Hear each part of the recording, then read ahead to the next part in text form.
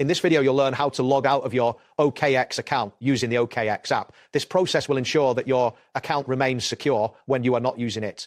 Let's begin by opening the OKX app on your mobile device. Once the app is open, look for the icon that resembles 9 small squares, often referred to as the menu icon. This icon is typically located at the bottom of the screen.